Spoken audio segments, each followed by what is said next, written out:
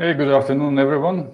Hello, because our ambition today is just to introduce you to, I would say a very, very practical step-by-step framework how you can go from, aligning within your team about revenue targets to producing, very, very practical marketing plan in Excel, right? And our own experience tells us that very often, this process, how to go from alignment to strategy to execution is quite a bit of challenge. So we truly hope that the content we prepare together will be really helpful for you. And why we did this webinar, why we actually started it. And yeah, by the way, maybe shortly introducing ourselves, because I see some people, already familiar with us and we are familiar with them, but there are also some new people joining this community. And maybe very shortly about us, who are we, why we are speaking in front of you. And here you see myself, Andrei Yushchenko, and my fellow business partner, Roland Auzolinch. We both are representing IBD Consulting, the company which helps B2B companies actually accelerate the marketing and bring better impact from everything what you invest into lead generation and new customer acquisition. But it's not about us today, it's all about you. And we are here to share our experience, which comes from the IT industry, from technology industry. Both of us, we were working over 20 years in the technology industry, doing sales, marketing, product management, business development, and many other things, what actually put us into quite unique position when we speak to our clients. And today we actually prepared the content based on some conversations we had with many of marketing people around us, with our clients, potential clients, and past clients, and community in general. And what we found out that despite that there are a lot of information around how to do things, how to build the great strategy, and how to actually do great marketing, we see that there are a lot of still frustration on both sides. On the CMO side, that they are, despite being super overloaded, super busy with executing many things, not fully recognized by the business people, by the CIO of the companies, by head of sales, and just regular salespeople, right? On the other hand, also the founders, the head of sales guys whom we talked to, they also shared some frustrations regarding the work what marketing is doing and their potential contribution to their success. So that's put us into the thought process, how can we help? And what we realized talking to this community is that there are certain things what we need to address all together. And some of them you see on the screen, what people shared with us, so that challenges with aligning between sales and marketing and overall organization, getting proper support from the management, also having some gaps in knowing the audience and market whom we need to actually where is the opportunity, where we can actually generate new business. It's also about having too much focus on the short term, because everyone is asking to bring results now today, and that actually does not give an opportunity or enough opportunity to work on something what can help us establishing long-term results, right? And many other things, what you see also in the screen. And by the way, I also have prepared some very quick survey, and maybe you can provide your votes and maybe in the comments also add some additional thoughts on what are the biggest challenges from your perspective. And you should be able to see now on the right-hand side the poll, and you can use it to vote, or you can use a chat window just to provide your comments. Roland, anything else you would like to add from your side? Yes, first of all, I would really welcome you to participate in chat, and probably not.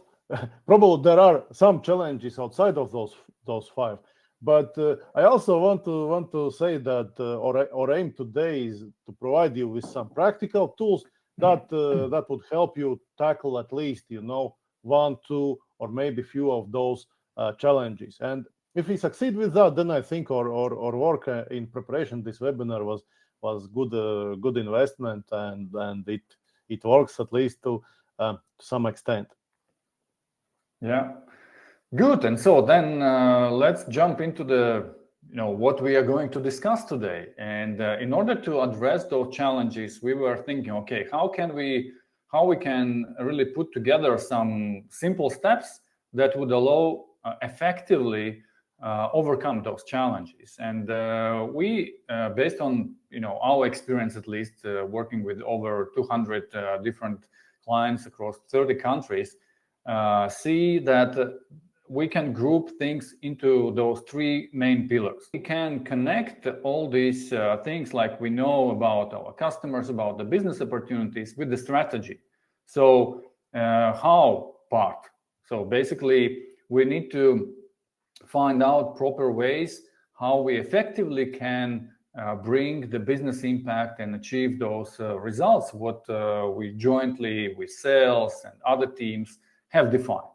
And the last but not least, and I would say even more important part, is how to really connect all these things, what we will prepare in the planning, with effective execution. And what does it really mean? What are these practices and some processes what we can leverage in order to have a proper execution? And we will particularly dig deeper into how to leverage all these strategy outputs, like for instance, ideal customer profile, buyer personas, buyer journey, and so on, for creating a proper content plan, then creating and executing day-to-day marketing activities, which actually supports the full funnel approach, and so on and so forth. These are three main pillars what we will in-depth discuss today. And as Roland mentioned, please feel free to ask your questions and also challenge us, because we assume that you might have some different experience, what can be also good addition to what we have prepared. Yes, and from my side, I want to emphasize again that this is very proven and also tested framework, because as consultants, we have been working quite a lot, and for us, the faster, the more effectively we get through this process, the better. So I hope this as a tool will also serve you very, very, very well. And anyway, we look at it, marketing alone cannot reach all the goals, or marketing alone cannot grow revenue in most cases. It's always about the collaboration, and this is why we specifically start this process with achieving certain alignment, right? Yeah, exactly. What does then alignment actually mean, yes. Roland? What do you think?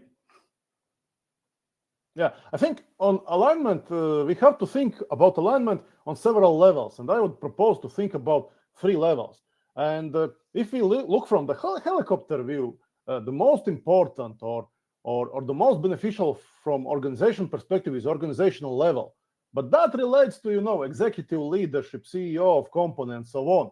And in general, leadership team should really work on fostering collaboration, set clear roles and responsibilities, adjust incentive schemas, drive organizational change, and so on, as to foster the collaboration as much as possible, right? In reality, though, it's not always possible. And actually, I would say that, and Andres, correct me if I'm wrong, but I would say that mostly in our experience, we still see fragmented organizations with sales, marketing, and perhaps product living in not too well connected and distant worlds, isn't it? Yeah, and this is causing actually the whole challenge, the list of challenges what we just looked in from the very beginning, right? And I think by solving this alignment issue, it actually can accelerate and lift up this whole conversation and whole execution of the marketing to completely different level. And why so? Because then there is no discussion about the impact of one or another. There is no discussion about why do we do these things instead of others, and so on and so forth. And most importantly, Yes. from my experience, I have seen also that the challenge for marketing specifically is that marketing has to navigate those priorities without often being well informed where actually we need to focus. And I think this alignment also is serving very good this purpose, to understand from the business perspective, but where is the opportunity? And then it becomes very clear where we need to focus and so on. Yes, and today we are covering, we're mentioning organizational level, but we are leaving it a bit aside. We are talking about strategic level and tactical level. If you look at tactical level, then our recommendation would be for you to make sure that you have very solid agreement internally about the lead quality criteria. Basically, what is considered the quality marketing qualified lead and what is sales qualified lead. That would help you immensely. And also, you need to have certain agreement internally, either with sales or through management with sales, about service level agreement. Basically, who does what in marketing and sales, and also get budget commitment. If you get that, you are in not a bad place. More advanced level, of course, would be to agree about the whole go-to-market strategy. Team up with sales, product, perhaps customer success, maybe have even CEO at the table. And then discuss, split the revenue, prepare ICPs, buyers, personas, prepare the plan, agree about everything, and so on. And me and Andres were very helpful that today we give you some tools to help you achieve exactly that. Yes. Yeah, when it comes to the first... Yeah, go on, Ro. Yes, and the first thing, actually, before you start, what is, I think, very useful for a marketing role is to understanding sources of revenue, all right? Because, companies are different, situations are different, and also revenue sources are different. It may be that you are targeting, let's say, 3 or 4 different segments of customers, or 3 or 4 different ICPs, right? And then you need to understand which segment or which ICP your revenue is coming from. Maybe you have different products, or maybe you should look only at revenue type, like, are you looking to generate new revenue? Are you looking to impact recurring revenue, maybe upsells, maybe cross-sells? And then also, when you are having this discussion about sources of revenue, never forget that marketing alone cannot do it. Actually, research shows that on average, marketing generates approximately 30% of new revenue. Then some 25 are coming from sales work, sales development, right? Some 25, maybe 20 comes from direct sales, and 29 is everything else, right? And for marketing to be successful, right, you should not only look at how you can generate maybe 30% of new business purely by marketing efforts, but how you can work together with the team to help them also achieve their goals. Yeah, and more importantly is to understand these revenue sources in the context of your overall target, right? And as Roland mentioned, so when you have a full alignment that, hey, our target is the following, right? And we expect that this part will be generated by, regular run rate. Then this part is something where the sales is actually mainly driving that.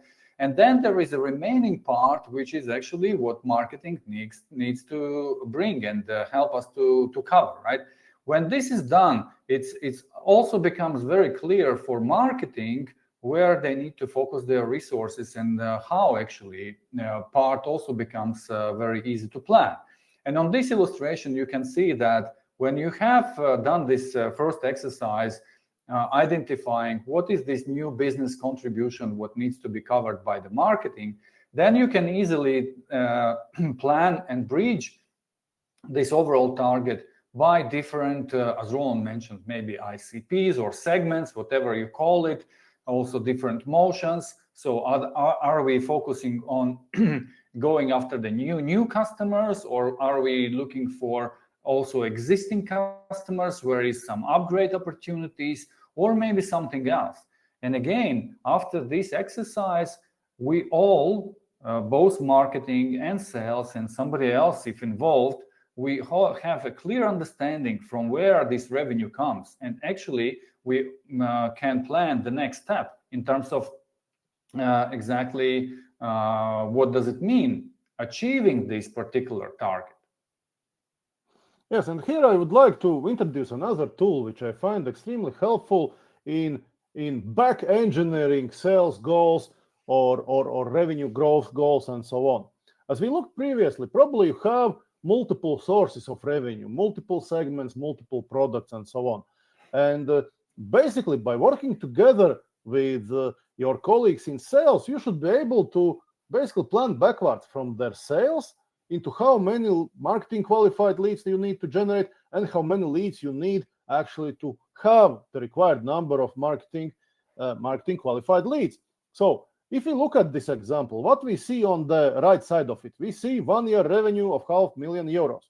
Now, if we know what is the average contract value for that segment we are looking at, we can calculate back how many deals your sales people need to close to reach that goal. Then we can calculate back how many sales opportunities they need to work with, and we can calculate back again how many sales qualified leads they need to have. How can you know how many, let's say, sales qualified leads they should know? Actually, either you should look at CRM and look at what are the historical typical conversion rates, or ask your colleagues in sales. Anyway, companies should have a reasonably good understanding what are conversion rates and let's say what's the closure rate from number of sales qualified leads. Then, and if you don't have that, you can estimate how many marketing. Yeah, and then back from that, you can estimate how many marketing qualified leads you need to have and how many leads you need to get. And that, again, knowing how much on average or how much you expect to pay for each lead, you can calculate how much budget you need, how much resources you need to reach this goal. And this puts very specific numbers on your goal, and you can very easily figure out, okay, what kind of marketing effort is actually needed to help your team reach this goal. Andres? Yeah, exactly. I just wanted to mention that don't be afraid if you don't have these conversion rates known to you, right? It's maybe you are just starting, or maybe you have not tracked it before. As Ron said, the first step would be just to do some analysis and just calculate that from your historical data. But even though there are some benchmarks what can be used by different industries, but different markets, and and so on and so forth, different size of organization, and then can be used for your initial assumption. And then as you go, you can adjust it. But nevertheless, the point of this exercise and the objective of this exercise, to get into the number of leads what you have to deliver as a marketing, right? And then that actually is used for you to plan all the rest. So by planning any other activity, you can always think whether this will contribute and how much it will contribute and so on. And this we will be covering just in a few minutes as well. Yes, and also, right, situation is never perfect, as Andres also talked about it. Even if you come back just with calculations from marketing side, you're showing initiative, you are showing willingness to contribute to team. And that again, that is something which helps you get more attention from management, get more resources, and so on.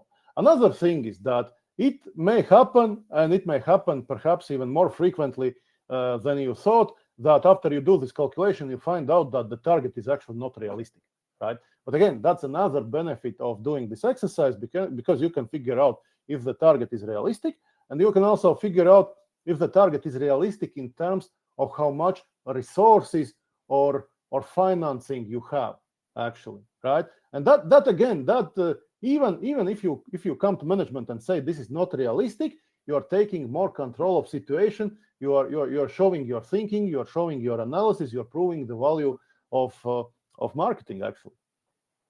Yeah, and when you do this exercise, it's again not just marketing alone. This is the exercise what is done together with sales and maybe some other departments, maybe product management or anything else. And then you all together can assess what does it mean to achieve this revenue target, right? And then it's also very good basis, as Roland said, for the investment conversation. So meaning that you can avoid being underinvest while having, wild targets to be delivered, right? So that's another benefit from this exercise and from having this alignment.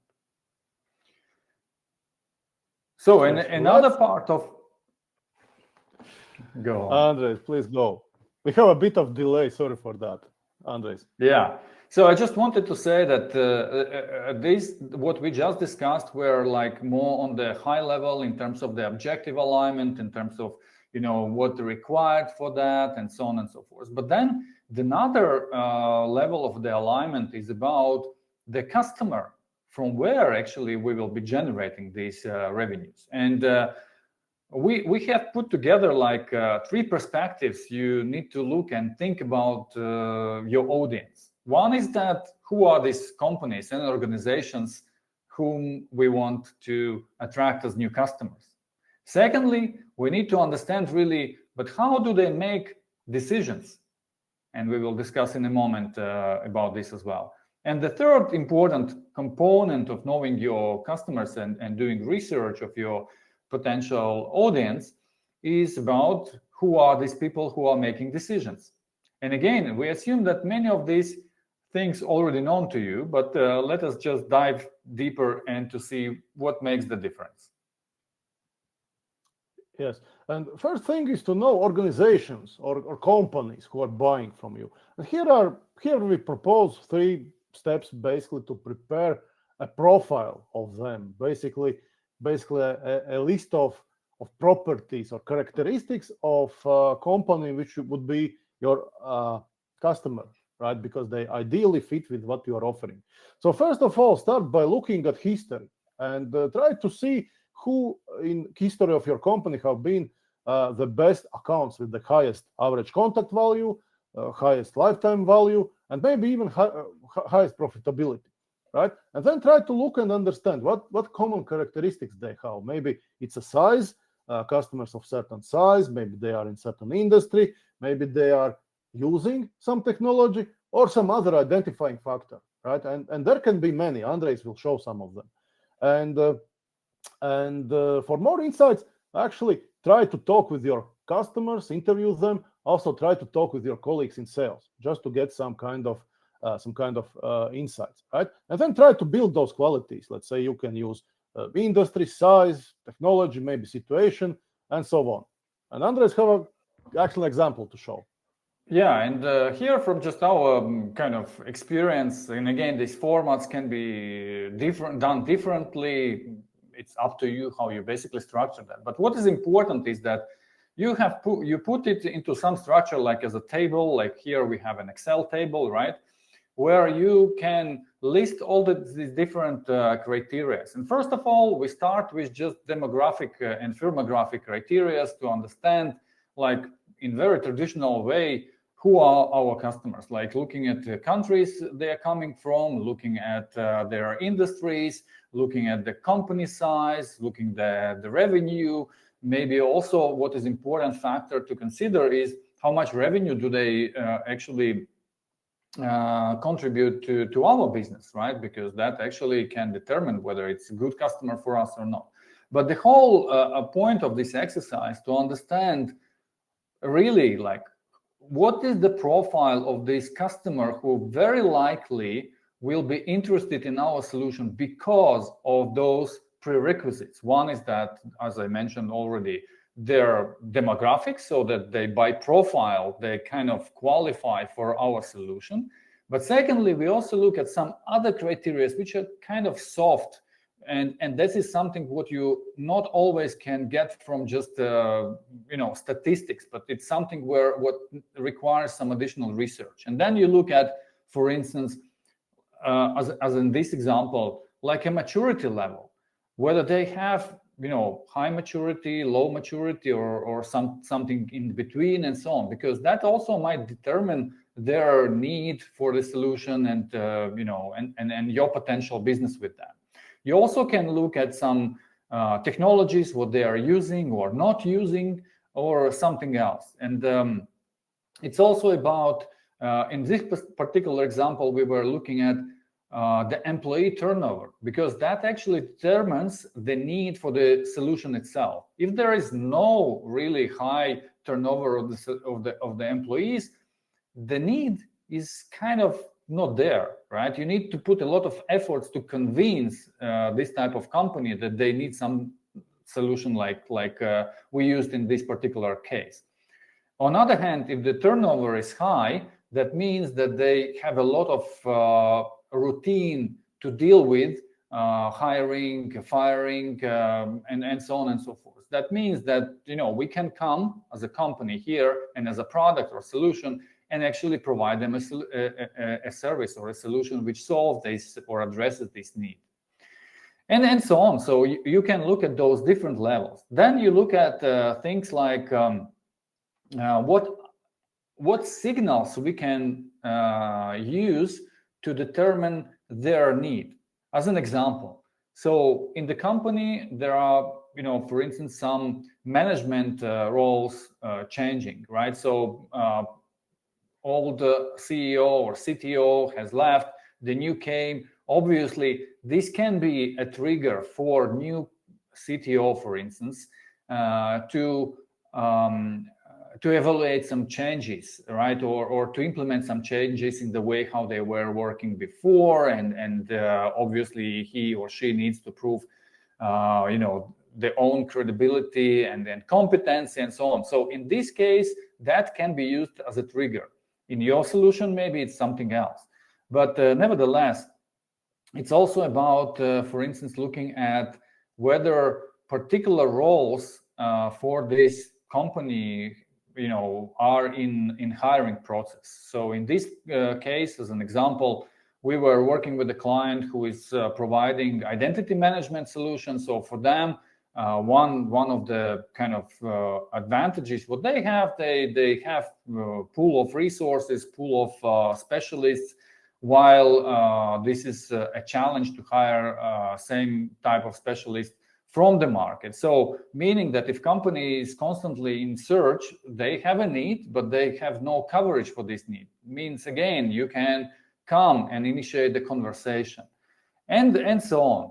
Then you can also look at some other things, and what is important to understand are also criteria what can be used to disqualify early enough this type of company from further investments of your time and maybe some resources, because they might be qualifying on all these levels what we discussed now, but then, for instance, they have some internal policies, or they have maybe outsourced their operations, in this particular case IT operations, to some service provider or anything else. That immediately indicates that in this particular case, in this particular company, we have much less chances to win them because of those you know, criteria, right? And you have to think, and also together with the sales and other members of your team, define and agree what are these criteria what we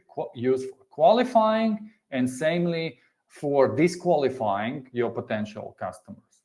Roland, anything else you would like to add from your side? From my perspective, I would like to add that actually, you know, today with plenty of data and plenty of commercially available company database available, you can very often successfully narrow the list of ICP down to, let's say, several hundreds, right? And that's ideal situation, because then you can do what is called account-based marketing. You already know exactly the names you need to target. And for example, on LinkedIn, you can set up campaigns targeting nobody else except, let's say, employees who are employed in those companies. Additionally, this kind of focus also allows you to get good ideas how to engage those clients, how to talk with them, how to create content, and so on. We will talk about that a bit later in the second part. Just to add from my side on the benefits from, you know, defining your ICP or ideal customer profile, one of true value of this is that you can improve the efficiency of your investments. I just recently had a conversation with another professional, and he shared a very nice example of applying the ICP in the real life experience, right? And they are not the company who is using ABM or something like that. They're really working on the mass market type of business, right? SaaS though, but still. And what he said that he shared the case where they, year by year were investing significant marketing money to generate new customers, for their SaaS service, and successfully, kind of. People were signing up. People were like marketing were like heroes because numbers kind of showing growth. But the challenge was with profitability. And when they did an analysis and when they did the ICP planning, they realized that actually those customers whom they are attracting are not profitable for their business. Namely, so they, instead of focusing on the, let's say, tier 1 ICP with the high value and high AVC, they attracted customers who were signing up, but then basically in few months they were dropping off.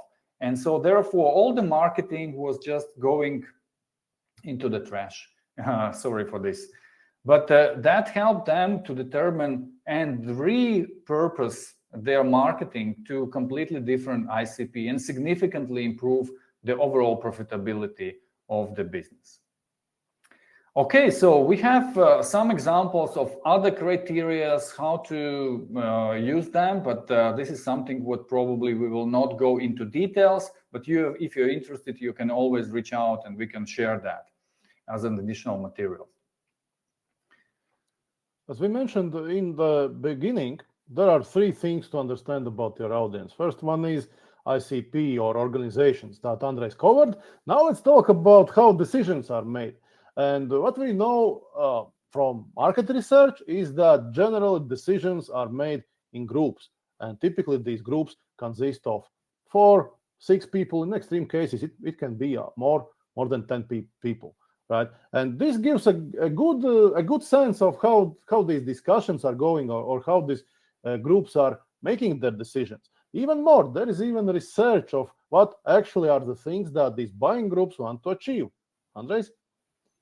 Yes, and what is important also to understand is that for us, it's I think for all probably here in this webinar and for marketeers and salespeople, it's clear that decisions are made in groups, and we kind of know that. The question is how practically we can use that. And we also were discussing with Roland about, okay, but how we see it being used in our projects.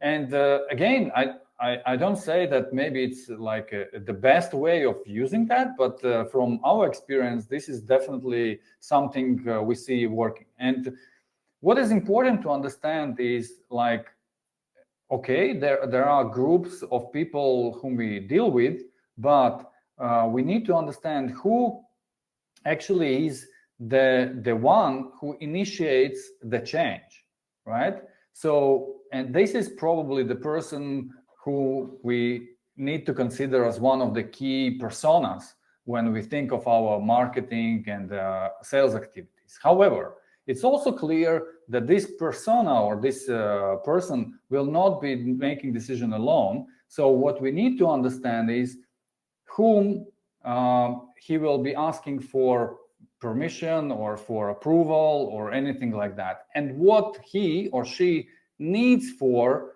these internal sales. And that is the main purpose for this exercise, I think, when we think of these personas and how they are making a decision. And again, we are using Gartner because I think they put it really nicely on what are these jobs, what needs to be done by these committees or by people who are making a decision. And all, regardless of the size of the company, the size of this group, they all go through these main stages of decision making. And first of all, they need to identify the problem itself, right? Secondly, what they start to do, they need help understanding what are these different solutions, what can help them solving this problem, then they are actually having quite significant challenges on setting up and defining their requirements for potential vendors, for potential solutions, understanding what exactly is needed for them, and so on and so forth.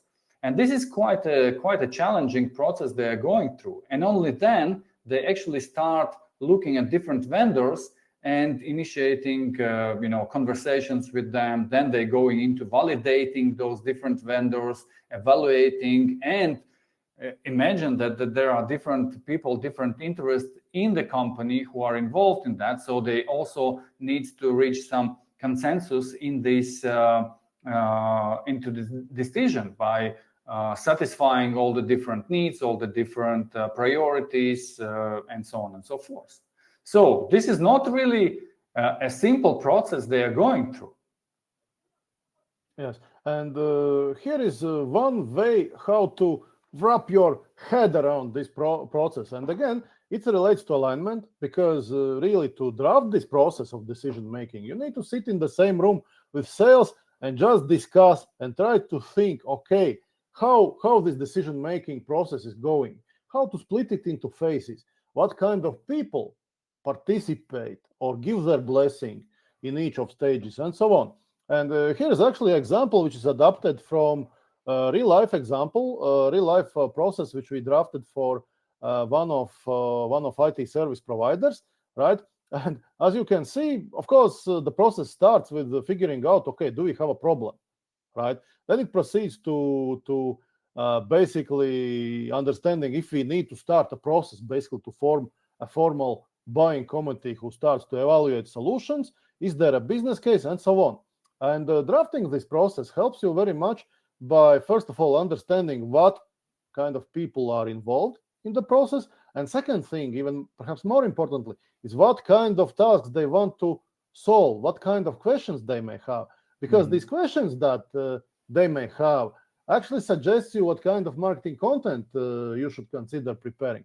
For example, just to initiate the purchase process, people on your customer side need to understand that they have a problem. Can you help them understand if they may be having a problem? Can you prepare, let's say, some kind of assessment, providing answers if they have a problem? Maybe some kind of provide them maybe with some kind of ebook explaining what problem they may have, what are the signs of the problem, what are the consequences, and so on. And this helps you also to identify some stages in these decision makings which are critical. And for example, we know that today almost every IT solution goes through security checks, right? Security persons may not be participating in negotiations with you, but you probably would be well advised to prepare some kind of security briefs about your products so that they are available and security people can easily understand the security level of your product. Similarly with topics related to compliance, relating to, let's say, handling personal data and so on. Once you understand the process, you know which points you need to influence, and you have a pretty good idea what kind of roles within company are involved, and you can figure out, okay, which of these roles we need to focus on. Andres? Yeah. Just to add on this, I think you rightly pointed that knowing these decision points and you can predict or plan how can you help them. And that is the role of the marketing, if we think from that perspective, that to find a way how you can facilitate and simplify this decision-making process for your potential customers.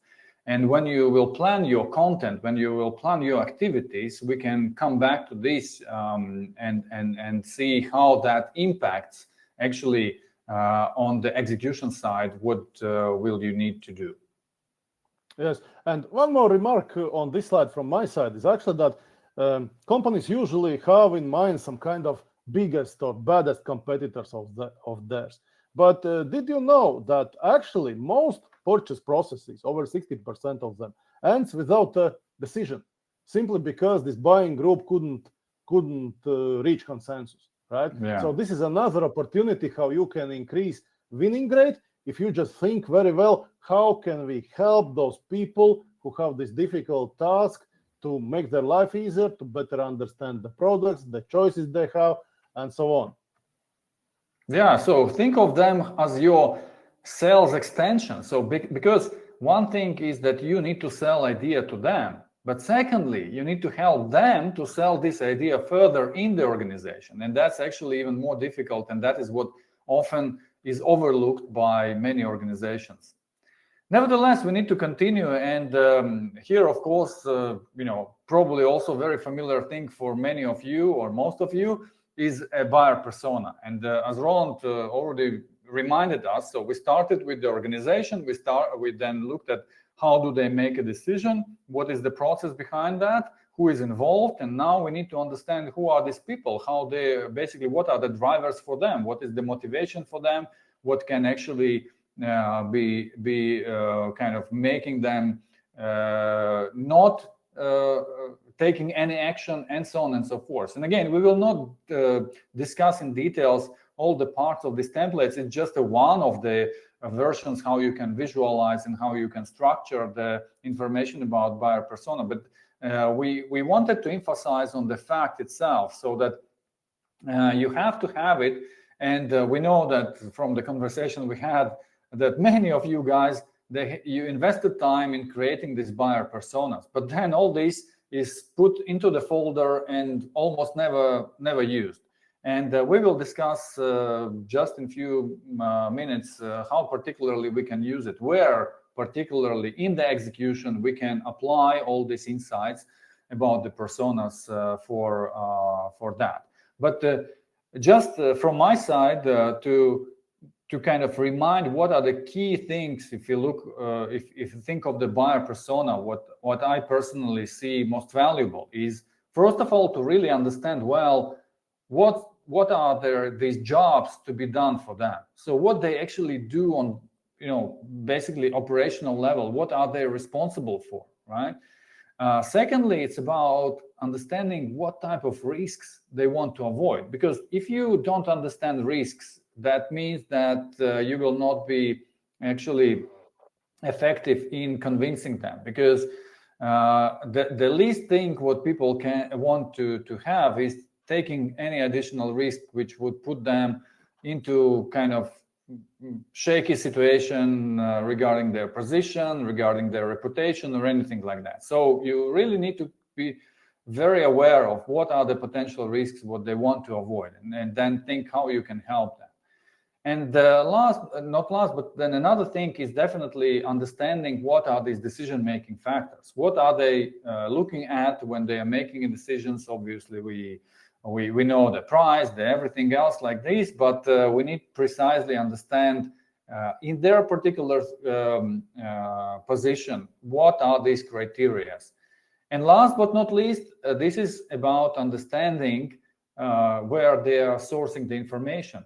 And as marketeers, this is probably one of the most critical parts for us to be effective in executing our marketing activities. So who are these influencers they are listening or watching to? What are the communities? What are the, events, industry events, or anything like that? What they consider as a trusted source of information for them. Roland, anything you would like to add?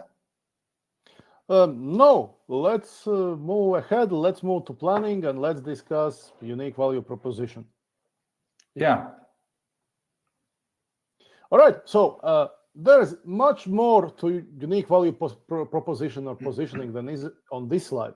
However, in our experience, we have seen that mostly companies fail short of actually explaining why consider purchasing from you, how you are different from competition. And for companies who are offering a product, they should lead with the features of product and then talk about company.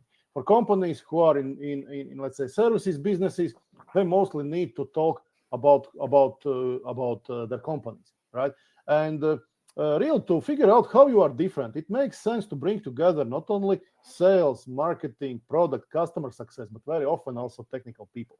Because quite often there are some very technical product features which have been designed to provide great customer value and which makes the product better than that of competition. But however, if that feature remains within engineering and nobody really knows about it apart from engineers, right, then of course you cannot use that feature to sell, right? And here I would recommend to use a real simple tool, right? Try to list the features of your product and try to list everything there is, either, so as I mentioned, either of your product or your company, right? And then try to list what exactly is the customer value that this kind of feature is producing. And lastly, write down how you will make sure that customers know, how to make sure that they are certain that this feature brings customer value, and how do you demonstrate it. Like if we look at this example, here the first feature is very experienced and stable company, right? For customer value is that there's less implementation and support risks, right? Because this company has been around forever, they're very stable, very experienced, right? What is the evidence? Well, evidence is obvious facts, which should be included on landing page, about us section in materials, 20 plus years in business, over 30 employees. Employees spend over 5 years at company, meaning this is a stable, this is a good workplace, you can trust them, right? Number two, industry recognition, right? If you have some industry recognition, such as industry awards or something, this proves that you are recognized by experts within the industry. Again, it means for customer less risks. How do you prove it?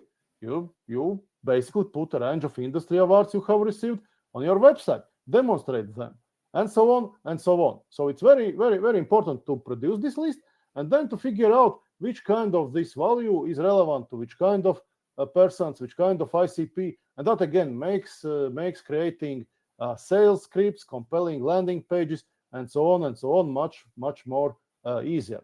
Now, if you look at the next slide, here we have an example of one landing page, right? And again, the work we invested in figuring out what are the key features, what is the customer value out of it, and how to talk about it helps us basically answer the question in very short, very brief format. Why this company, right? So this is exercise which is very important to be done.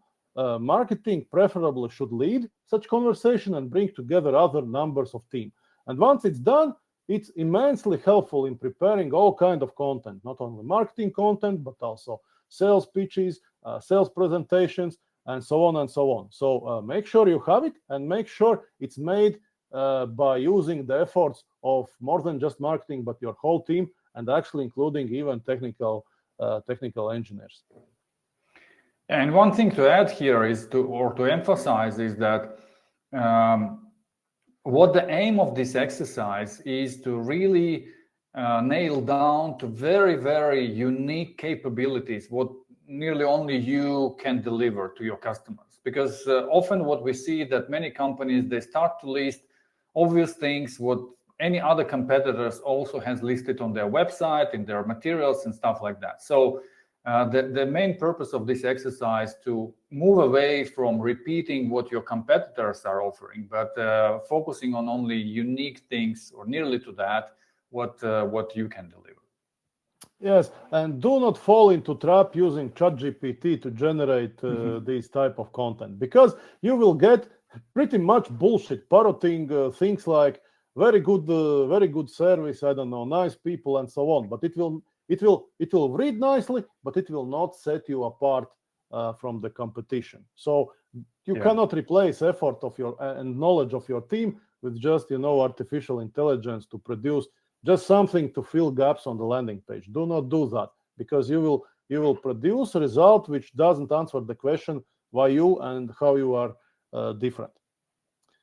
All right. Yeah, so before we transit to the next slide, just to remind that, hey, we discussed and aligned on the segments, on ICPs, on personas, and then why we discussed the UVPs, because your UVP also have to be aligned with those segments and personas or ICP, whatever you call, and your emphasis needs to be reflecting those triggers of the business purchase or the need in this particular segment. That's also important to understand. That is why we also mentioned here and then in UVP. It's not just the generic stuff. It should be aligned with those what we discussed earlier.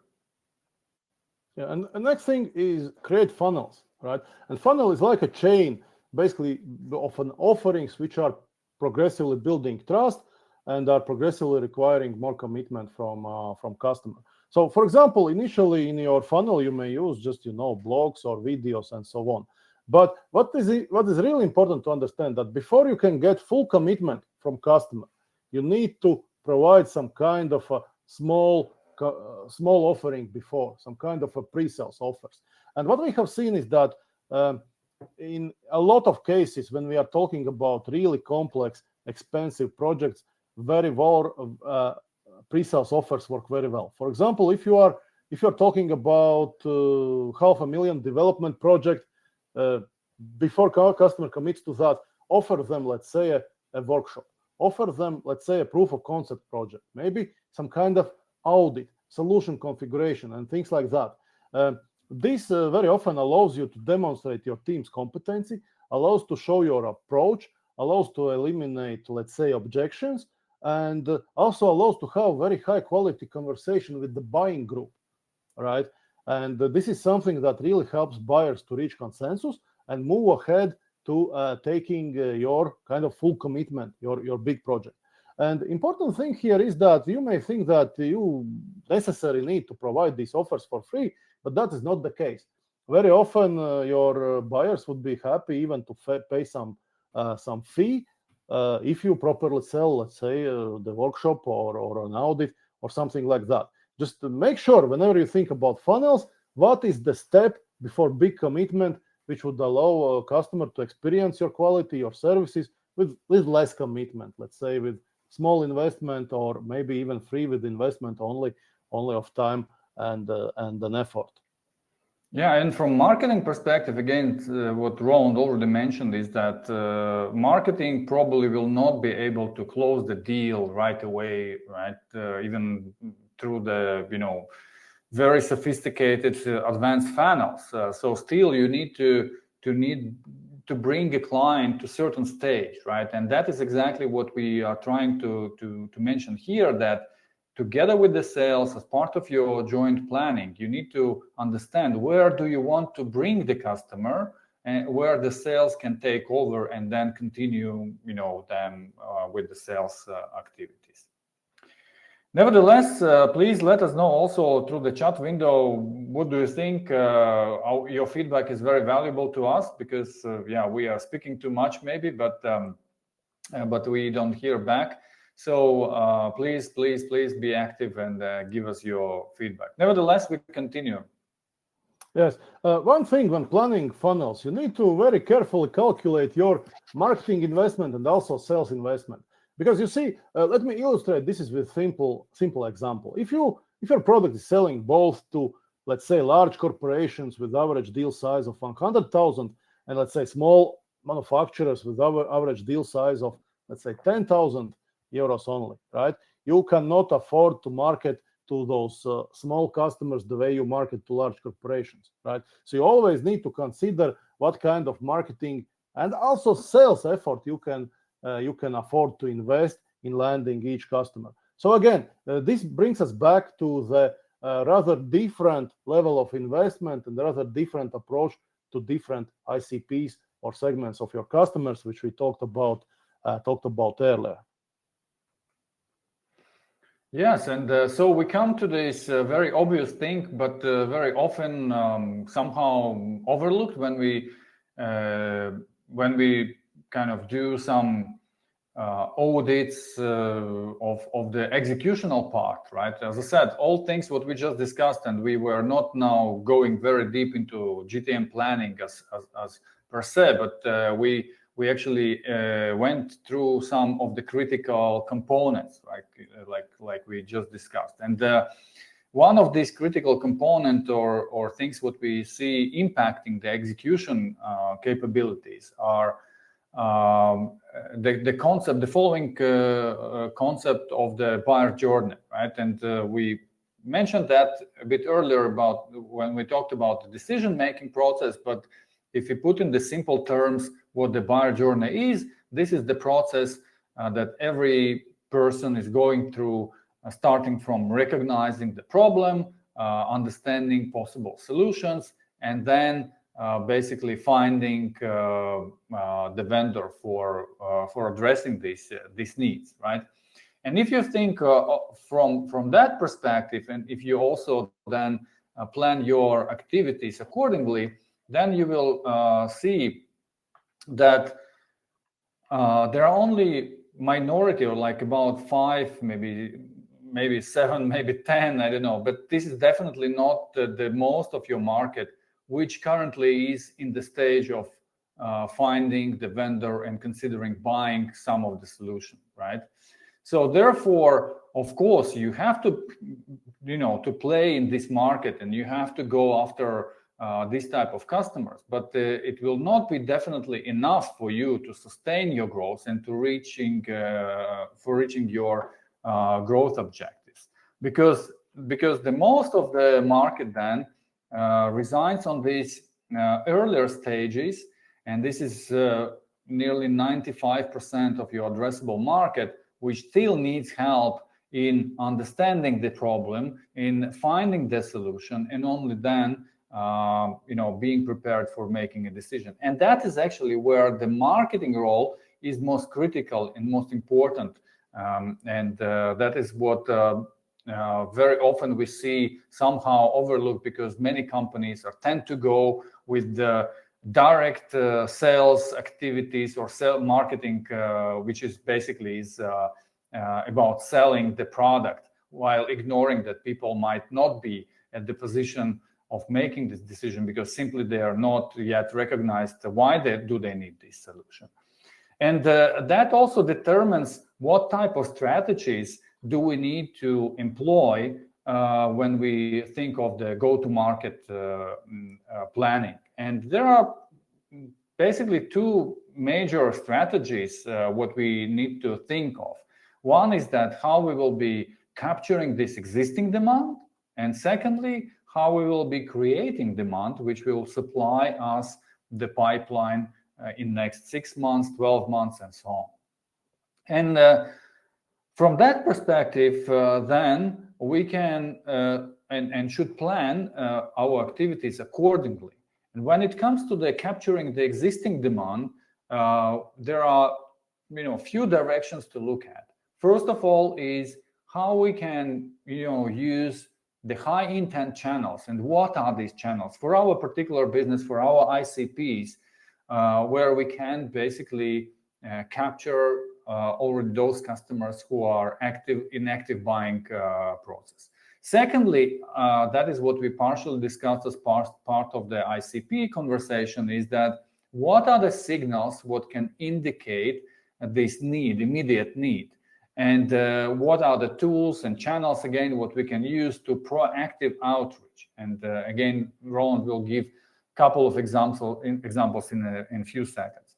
And then the second and the largest kind of layer is basically about the creating demand. And here we need to look at it from this 3 pillar perspective. First of all is, what do we do to build our future audience and making them think that they have a problem what needs to be solved, or an opportunity what needs to be addressed. Secondly, we need to think of what strategies and what activities we need to have in our plan to make these customers also, not customers yet, but to make this potential audience become our kind of leads. So meaning that they know us, they trust us, and so that we also considered as a trusted advisor for helping them find the solution. So basically, we need to have activities which help us engage and nurture this audience. And based on these 2 things, what we just discussed, we should have some process in place which helps us identify who out of this audience is most prepared to have a sales conversation yet. And then we should have activation activities that helps us convert these potential leads into the real pipeline, into real deals. All right, let's talk first of capturing demand. And here the situation is following, that typically buyers already know their needs, so they don't need too much education of why they need the solution, how to select it, and so on. And also, more often than not, they already know your company. So here are some three things that work right now really well. And first of all, it's some kind of offers which forces them to take action and work and do that action right now. So this may be discount in some cases. This may be special deal. This may also be some kind of free work. Let's say free assessment, free solution configuration, workshop, and so on. Second thing, you should use why choose us communication. So if customers are close to deciding with whom they are going to work, you need to be very clear about why select your company. So here, these differentiators come into play that we talked earlier. Here also very useful are customer reviews, case studies, ROI calculators, and things like that. And also here you can use intent-based outreach. So for example, you can do, I mean, in the simplest terms, you can do remarketing to the people who visited certain pages on your website.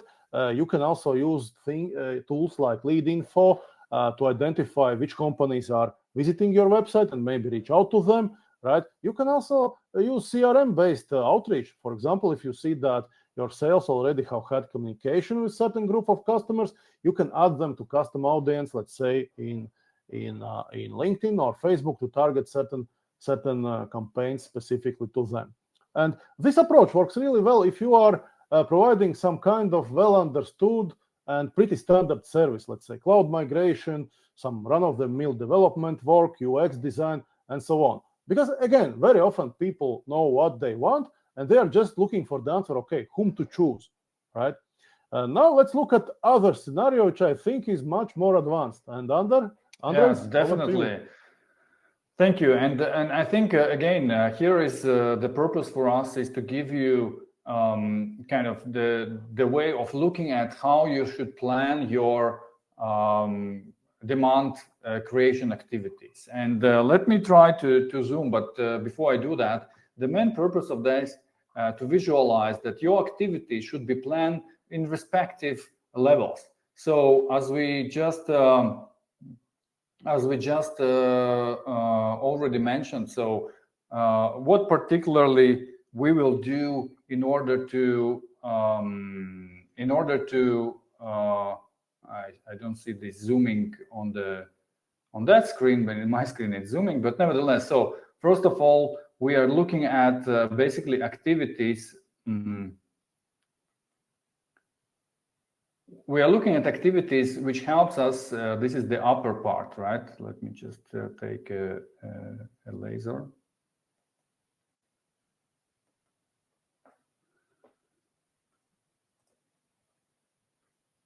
This is the part we are talking about. So what activities we run in order to educate and basically on why and how and build the trust.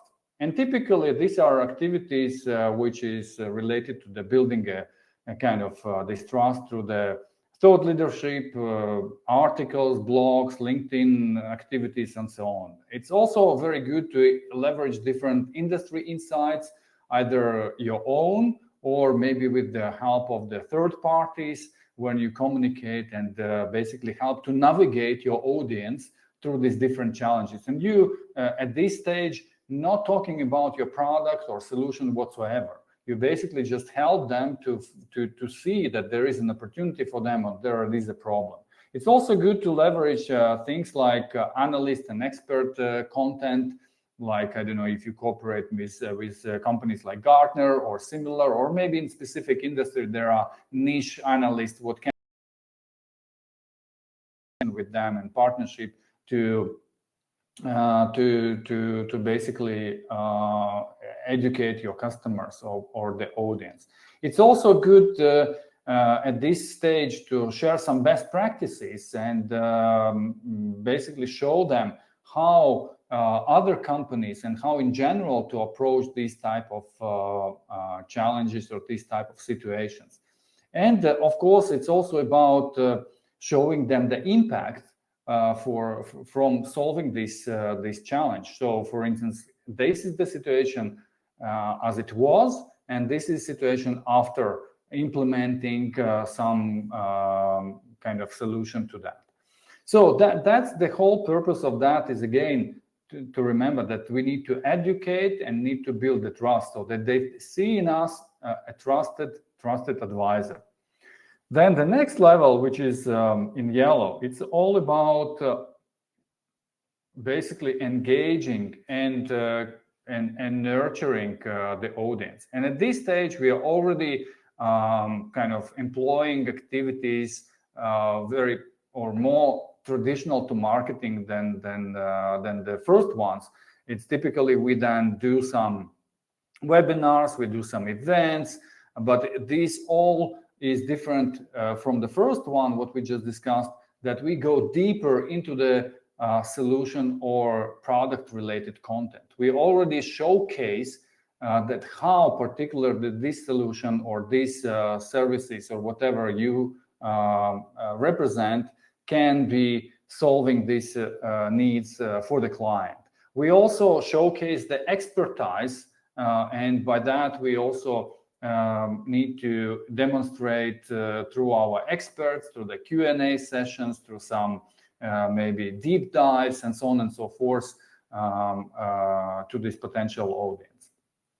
And when we have nurtured them and prepared, then it's time to engage with the specific offers, as Roland mentioned, so that when you can come and already do some kind of easy to accept activity, like for instance having a workshop or attending into some maybe boot camp or some other activity and so on and so forth, so that this audience already knowing you, knowing why do they need that, and knowing the solution, they would be ready to dig deeper into very them specific activities, and then together with you, basically they can see the whole value from applying your solution into the real life of their experience.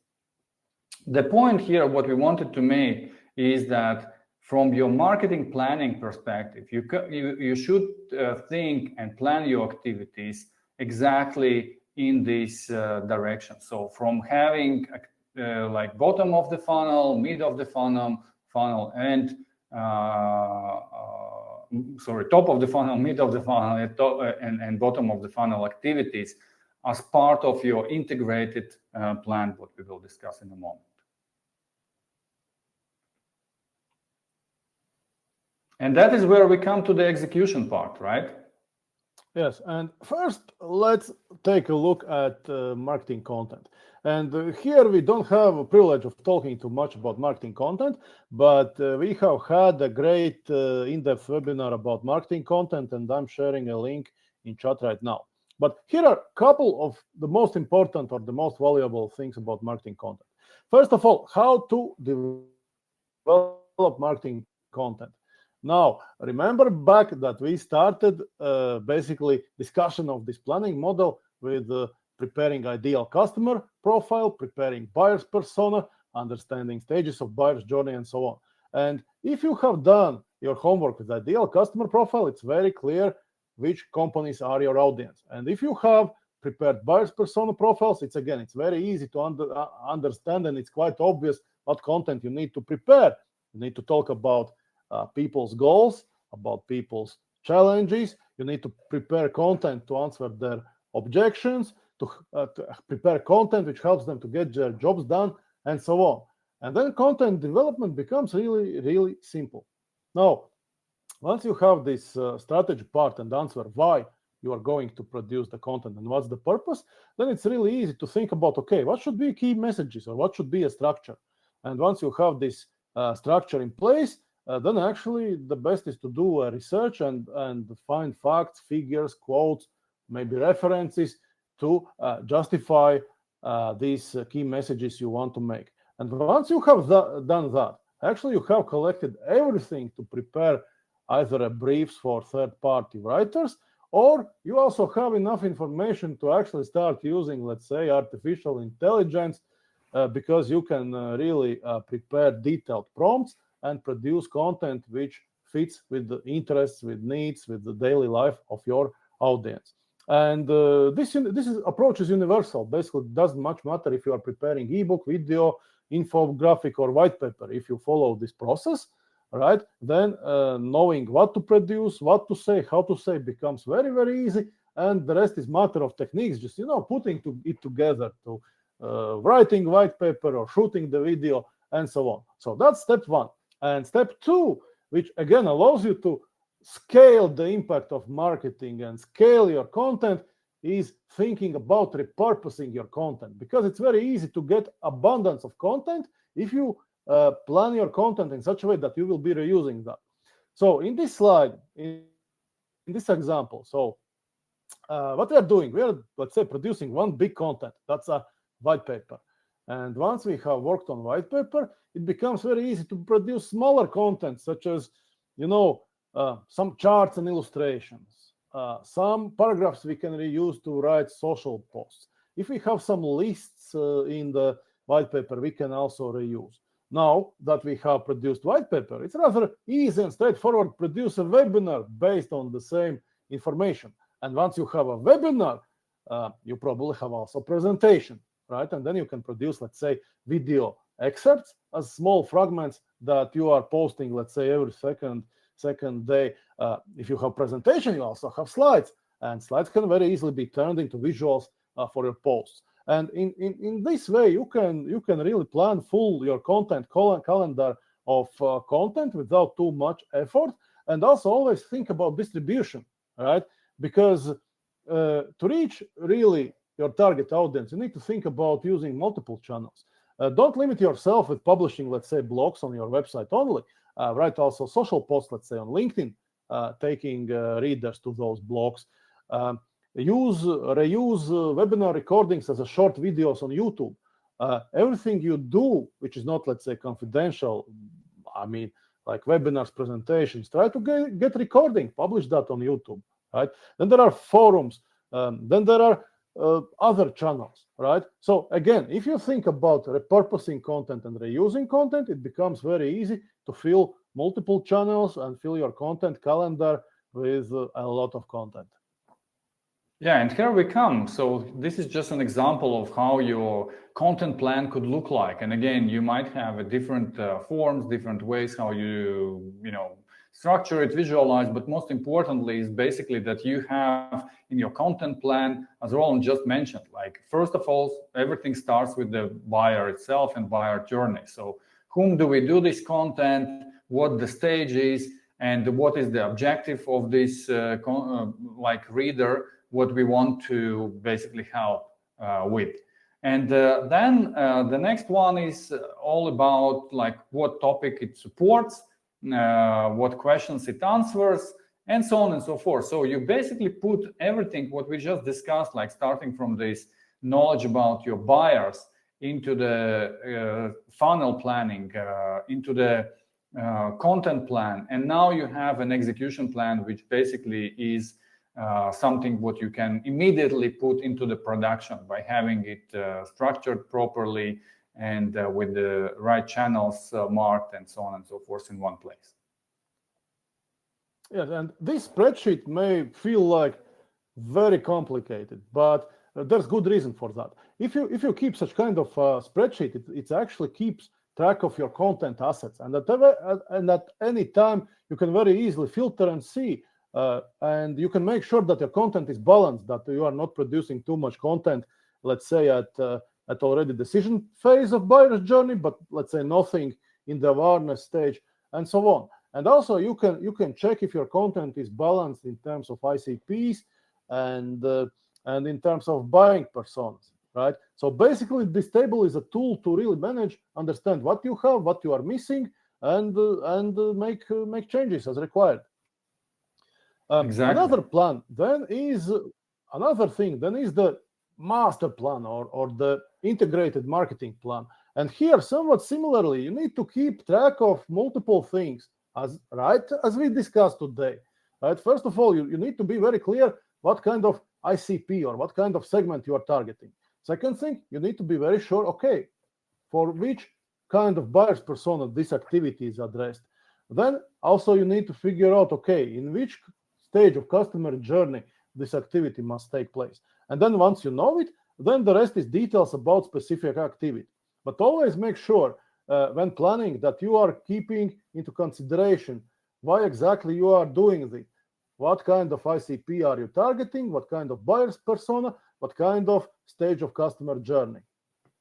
Yeah, and that is exactly the way how you can avoid all this, fragmentation. What we have heard from many CMOs and founders and CIOs as one of the key challenges. That they say, hey, we do a lot of things, we do a lot of different webinars and whatever else, but we don't understand why do we do that, right? Just somebody from sales said, hey, we need this topic to be now in the webinar. Let's do that, or let's write a blog about that and that.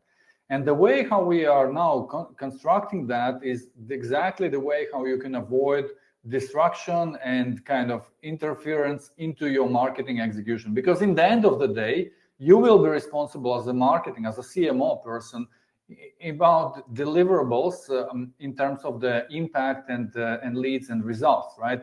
And every time somebody approaches you with some idea, you can always evaluate how that fits your overall plan, because that reflects the strategy, what you have agreed, right?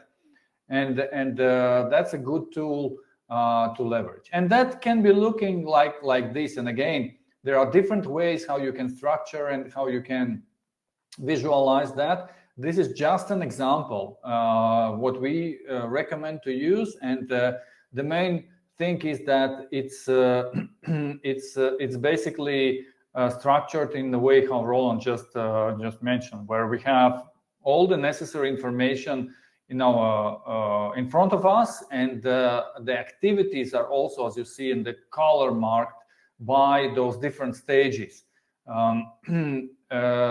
Like what do we do for the creating awareness? What do we do for activating those buyers, engaging them, and nurturing? And how do we convert them into the sales? Yes. Yes, and very important function that this table serves is actually understanding what you really can do. Because if you are running this process for the first time and everybody comes with wish list, I need this, I need that, then your spreadsheet will be indeed long.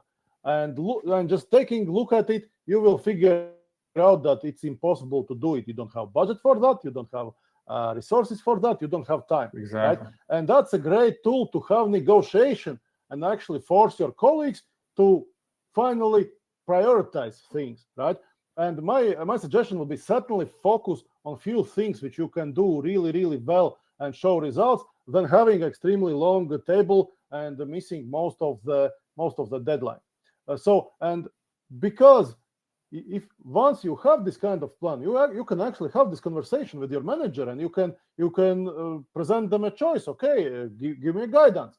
What is priorities and what is not priorities? And among other things, it will also help you balance your own effort and your life work balance, because we know that a lot of marketing people are extremely, they are working really long hours and they are tired all the time, right? And maybe not being able to show real results. So this allows you to focus down and choose what results are you really going after and what you are going to focus on.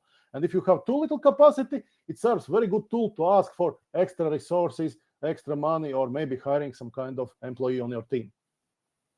Yeah, and this is the key, what you just mentioned, because this prioritization is one of the ways how you can, again, improve your ROI and from the marketing, and basically balance everything, among different activities. And having properly covered all the stages of the buyer journey, that's one of your priority. And secondly, definitely is to have activities with the most of the impact, right? And based on this ICP planning, based on the GTM planning, you can clearly prioritize where do you invest your budget by this. Okay, so then we basically are very close to the conclusion of our webinar. And before we do that, it's also important to kind of discuss but how practically we put it into the execution, by working with sales and marketing. And what we recommend is to establishing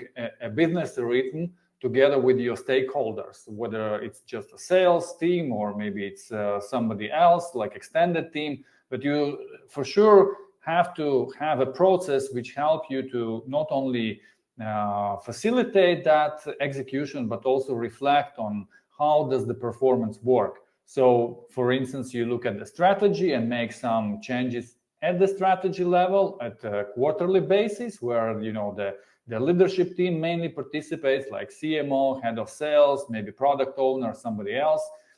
And then on the monthly level, you basically, or the monthly rhythm, your main objective here is to see whether the performance of particular initiatives are bringing good enough results to achieve your revenue goals.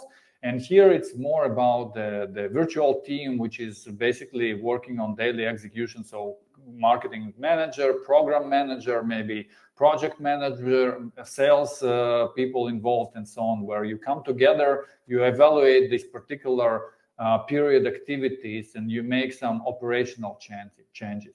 And then the weekly cadence, where you basically look on very, very tactical level. Hey, are we on track with attracting people to this webinar, or do we have enough traction with this and this content, and so on? Do we need to implement any other improvements? And this is something where the marketing for sure is involved, maybe less salespeople, but nevertheless, it's also possible that salespeople can be part of this conversation. And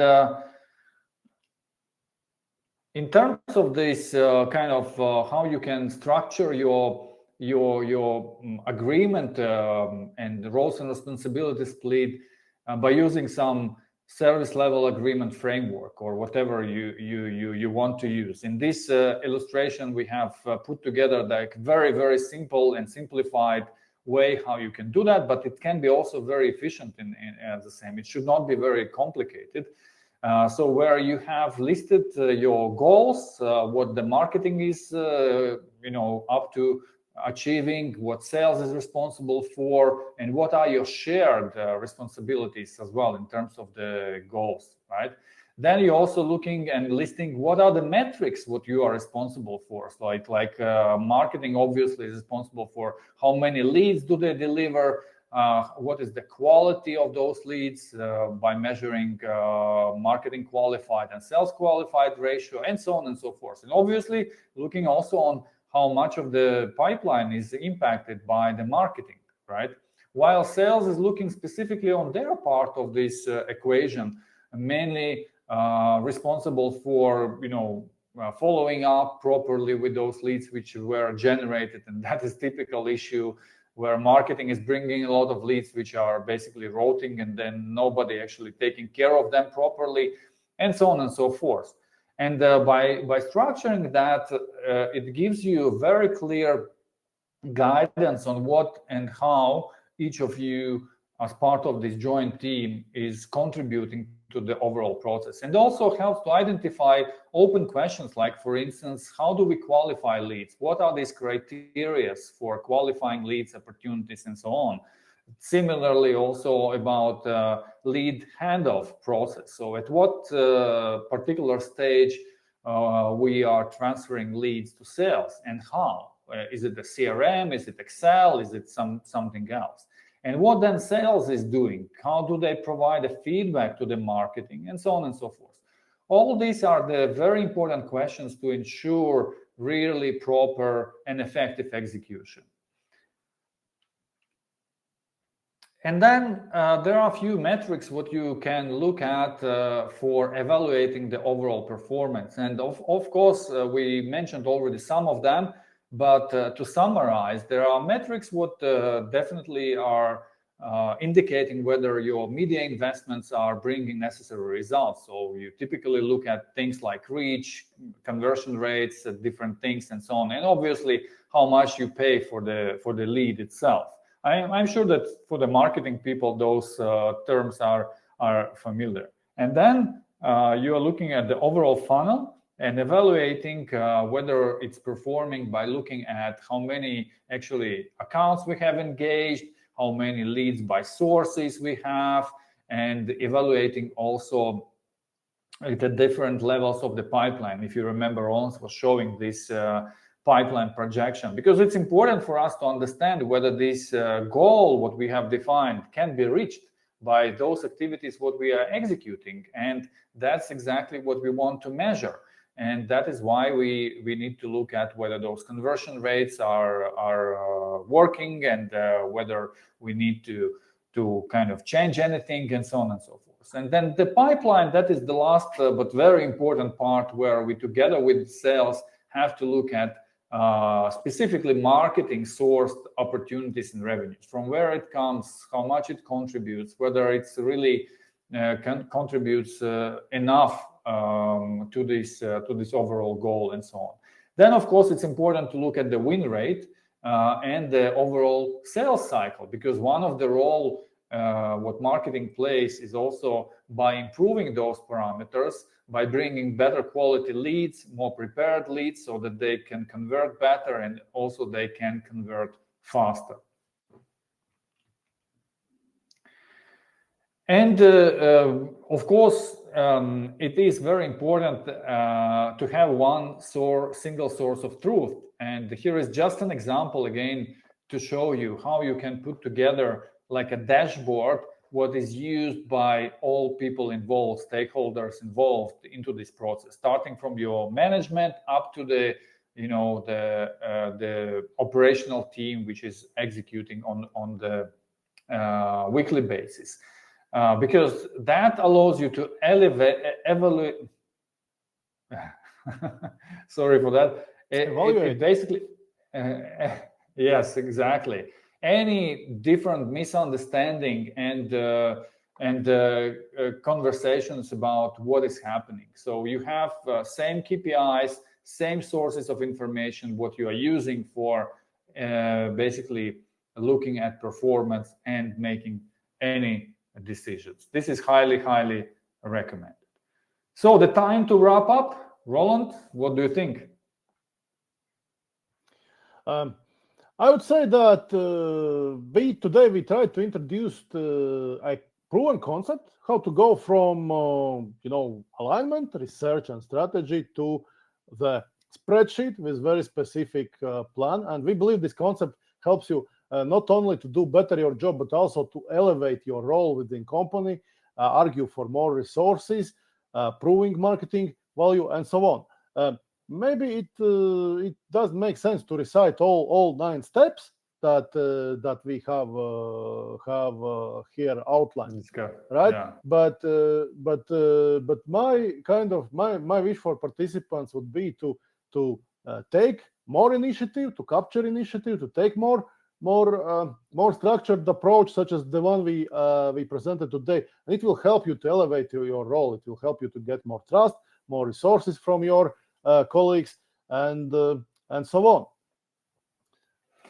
Yeah, and just to mention in the very end of our conversation is that we also are finalizing currently the online bootcamp for CMOs and also salespeople, which is aimed to accelerate the go-to-market execution. And as part of this bootcamp, we have put together the step-by-step process in depth with practical homeworks based on your particular company, so that you as an participant could not only just learn something and listen to us, but use this time for creating all these necessary deliverables, so that could lead you into the very predictable results. And for those who potentially might be interested in participating, please use this banner what is currently popping up on your screen, and you can just let us know if you are interested by leaving your contact information, and we will share more information very shortly. about the curriculum of this event, about what to expect, how much time it will take from you, and what is the cost involved. But nevertheless, this is really something which will be very, very practical, helping you in structured manner to go through this process similar to what we discussed today, but with very practical deliverables, what you can then take into the execution.